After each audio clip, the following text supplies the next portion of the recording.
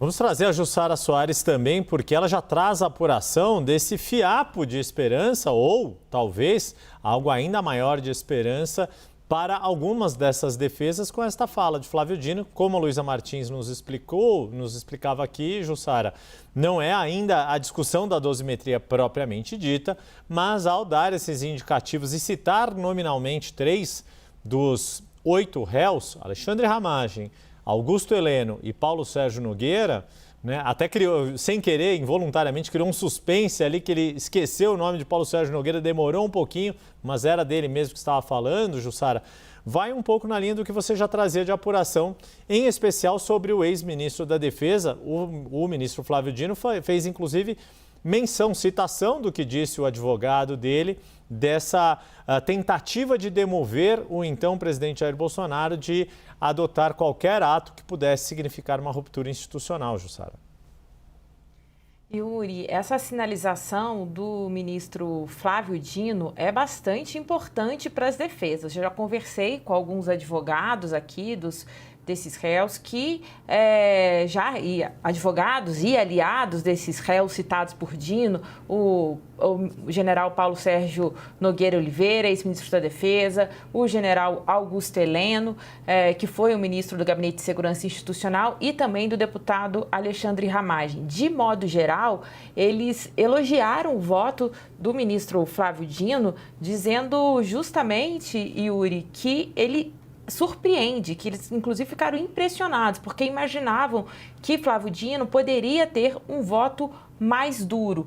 Quando Flávio Dino diz que se dedicou a fazer uma reflexão específica sobre esses 3 casos e avalia que esses 3 personagens tiveram uma participação menor, isso já é considerado uma vitória num julgamento duríssimo, em que todos chegaram ali, basicamente, na expectativa, eu digo, condenados. Então, quando há um ministro do perfil do Flávio Dino indicando essa menor participação, embora ainda não esteja em discussão a dosimetria, isso já é considerado uma vitória, dá alguma chance de que também outros ministros possam fazer uma reflexão neste sentido. Eu acho importante a gente destacar isso, porque eu já trazia essa apuração de que havia uma percepção que o ex-ministro da Defesa, o general Paulo Sérgio, pudesse ter uma pena menor, porque há ali, em todo o inquérito, por mais que ele tivesse, isso foi muito citado pelo ministro Alexandre de Moraes, que o Paulo Sérgio chamou para a reunião, apresentou uma minuta golpista para os então comandantes das Forças Armadas, tem também o depoimento do ex-comandante da Força Aérea Brasileira, o Brigadeiro Batista Júnior, que dizia que Paulo Sérgio estava junto com ele e com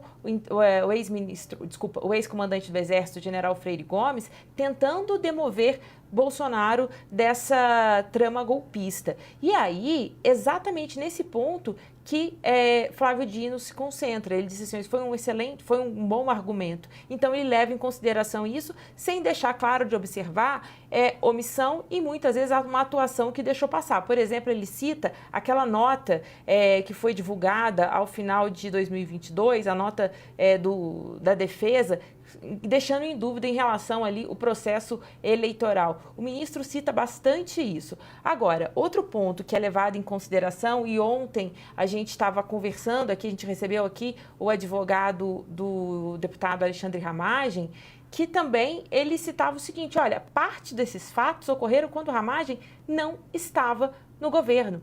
Então, Flávio Dino usa esse argumento também para indicar esse alívio de pena. E em relação ao ex-ministro Augusto Heleno, ele cita, sim, o afastamento do general Augusto Heleno quando a entrada do Centrão no governo de Jair Bolsonaro. E aí, claro, Flávio Dino, que é bom de memória, se lembrou da frase que Augusto Heleno disse na convenção que indicou Bolsonaro, que confirmou Bolsonaro como candidato a presidente em 2022. Eu estava nesse dia no Rio de Janeiro e Augusto Heleno subiu no palanque e disse que se gritar pega Centrão, não sobra um, meu irmão, parafraseando Bezerra da Silva.